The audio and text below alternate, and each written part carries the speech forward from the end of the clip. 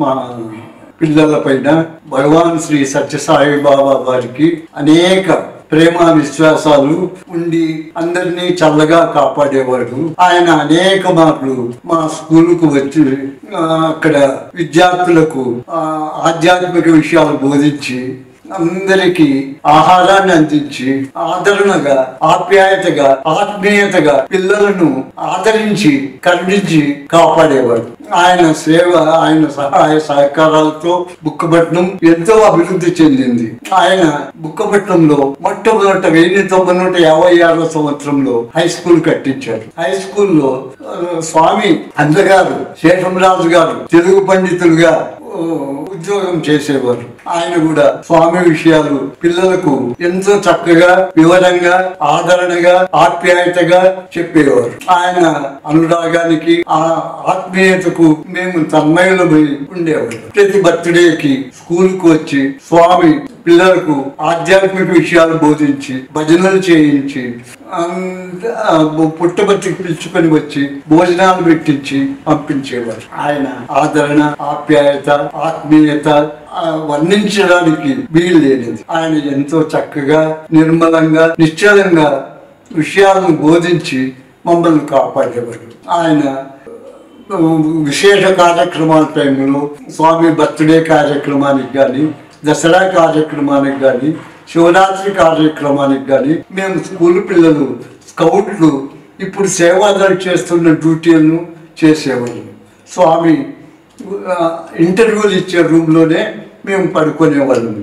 స్వామి చాలా చక్కగా, ఎంతో మంచితనంతో, ఆనందంతో, అనురాగంతో, ఆప్యాయతతో అతడిని ఆదరణగా పలకరించి, మాట్లాడించి కాపాడేవారు. ఆయన అనురాగము, ఆప్యాయత మా జీవితాల్లో మరవలేని.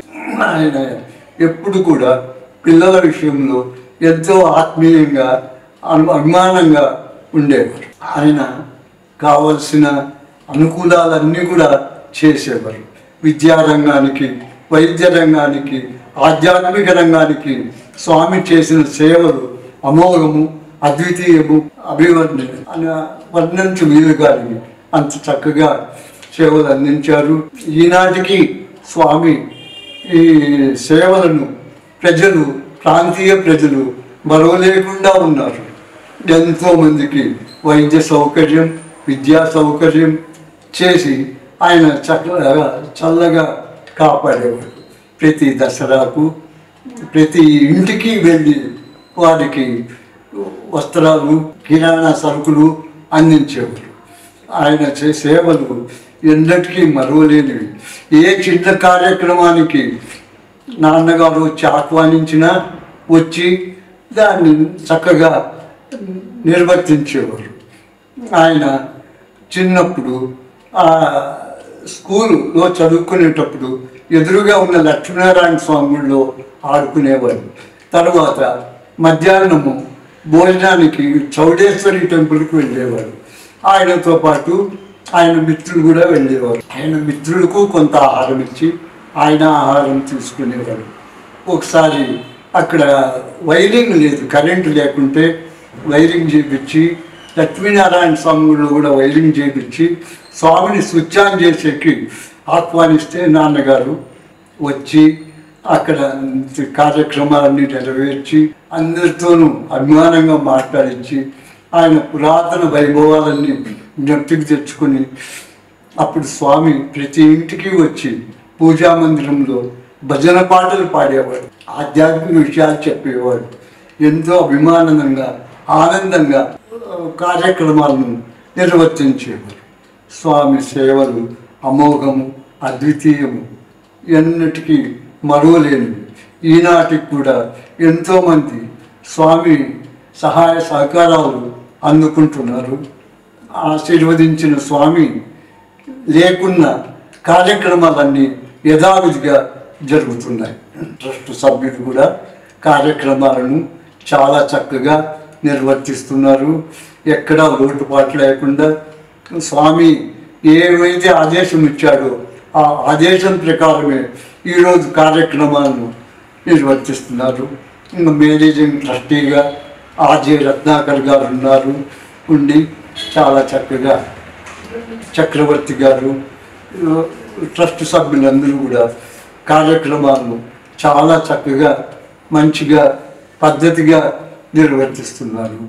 స్వామి అనుగ్రహానికి పాత్రులైనారు. ఎప్పుడు కూడా మనము స్వామిని మరొకరు ఆయన స్వామి చెప్పేవారు, రామకృష్ణ గోవింద హరి నారాయణ శివయ్యని తలచండి, సర్వనామములు పరమాత్మవే అని భేదమనిచి భజించండి అని స్వామి చెప్పేవారు. స్వామి ఎప్పుడు కూడా నన్నే స్మరించండి, నన్నే ధ్యానించండి అనేవారు కాదు.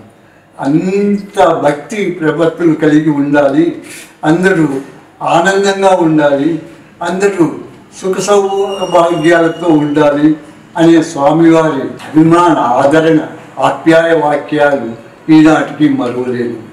ఈనాటికి కూడా అన్ని కార్యక్రమాలు యథావిధిగా జరుగుతున్నాయి, భవిష్యత్తులో కూడా జరగనున్నాయి.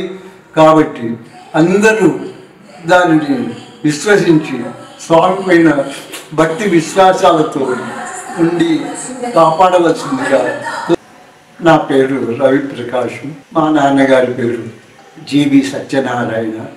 స్వామి సత్యనారాయణ మా నాన్నగారు ఇద్దరు కలిసి ఒకే స్కూల్లో చదువుకున్నారు. వారి స్నేహబంధము, వారి విశ్వాసము అది కడవరకు కొనసాగింది. స్వామి అనుగ్రహంతో 25 ఏళ్ళు సత్యసాయి సేవా సంస్థల జిల్లా అధ్యక్షుడుగా మా నాన్నగారు సేవ చేసుకున్నారు. స్వామివారి దగ్గరికి ప్రతి వారము వచ్చేవారు. వచ్చినప్పుడు స్వామి పలకరించేవారు. ఒకసారి స్వామి నవరాత్రి సందర్భంగా నాన్నగారిని పలకరించింది. అప్పుడు నాన్నగారికి కొంత బాధ అయి ఒక స్వామివారికి ఉత్తరం రాశారు. స్వామి, నాలో ఏమన్నా తప్పు జరిగిందా, పొరపాటు జరిగిందా, నన్ను మీరు మాట్లాడించలేదు అట్లా అని అడిగి రాస్తే స్వామి మళ్ళా ప్రత్యుత్తరం రాశారు. స్వామి వారు నాన్నగారు దసరా అప్పుడు ఆ జనాభా తక్కువ, ఆ తక్కువ జనాభాకు స్వామి పాద నమస్కారం ఇచ్చి, విభూతి ప్రసాదం ఇచ్చి, ఆశీర్వాదం ఇచ్చి వారి సమస్యలు వివరంగా తెలుసుకొని వారి అందరినీ సంతృప్తిగా పంపించేవాడు.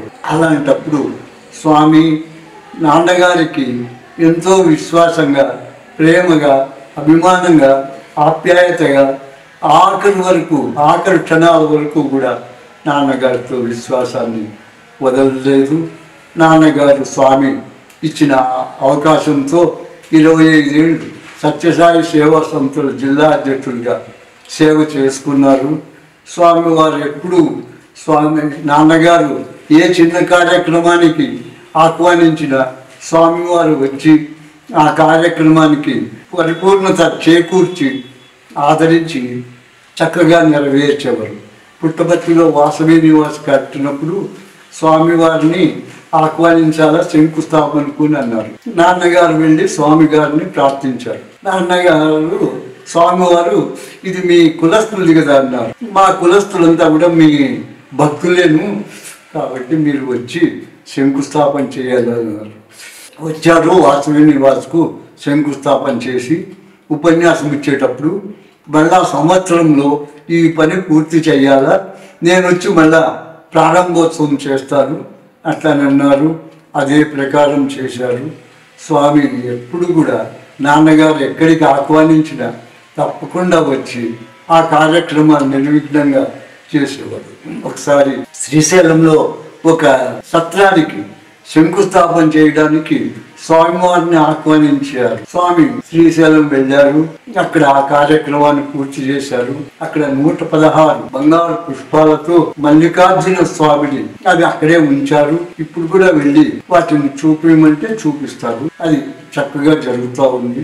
ఇక్కడ స్వామివారి అనుగ్రహంతో, ఆశీర్వాదంతో అన్ని కార్యక్రమాలు చక్కగా జరుగుతున్నాయి. స్వామివారు ఎప్పుడు కూడా పలకరించడము, చూడడము, ఆప్యాయతగా, ఆనందంగా ఉంచడానికి తగువైన సూచనలు ఇవ్వడం. స్వామివారు నాకు ఎన్నో విషయాల్లో తోడ్పాటుగా ఉండి స్కూల్లో ప్రతి స్కూల్ డేకి స్వామి వచ్చేవారు. ప్రతి గురువారము వచ్చేవారు. ప్రతి పుట్టినరోజుకు వచ్చేవారు. వచ్చి పిల్లలందరినీ చూసి పలకరించేవారు, పాద నమస్కారం ఇచ్చేవారు. ఆయన ఆదరణ, ఆప్యాయత, ఆత్మీయత మరువలేనిది. కాబట్టి అందరూ ఆయన పైన అచంచలమైన భక్తి విశ్వాసాలు ఈనాటికి కలిగి ఉన్నారంటే స్వామి వారు చేసిన సహాయ సహకారాలు వర్ణనాతీతమైనవి. కాబట్టి మనమందరూ ఎప్పుడూ స్వామి స్మరణలో, స్వామి ధ్యానంలో, స్వామి చింతనలో నిత్య జీవితాలను గడుపుకోవాల్సిన బాధ్యత మనందరికీ ఉన్నది అని తెలుసుకోవాల్సింది. నాన్నగారితో పాటు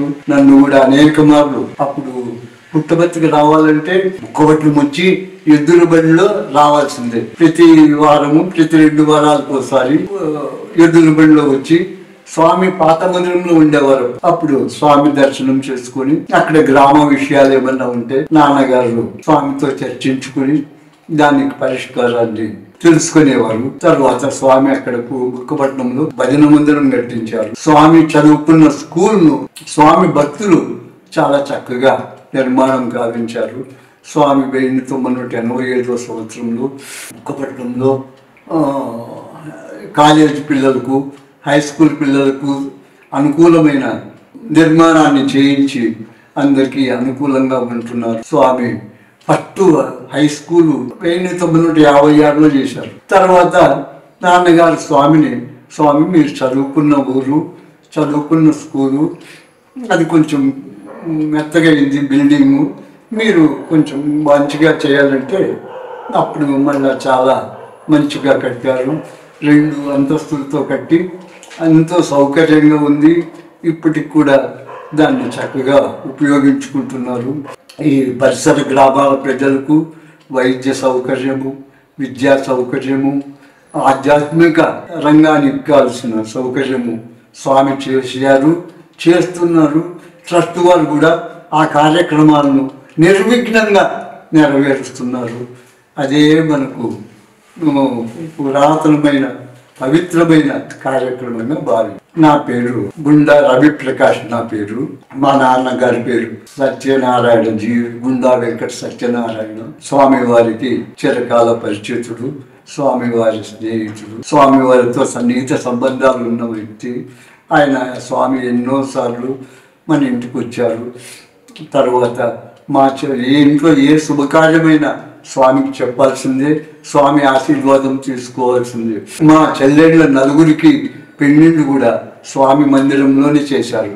ఎందుకంటే బుక్కపట్నం చిన్న విలేజ్, అక్కడ మీకు సౌకర్యాలు ఉండవు, ఇక్కడికే రండి చేస్తాము, అన్ని సౌకర్యాలు ఇస్తామని ఇచ్చి చక్కగా చేశారు.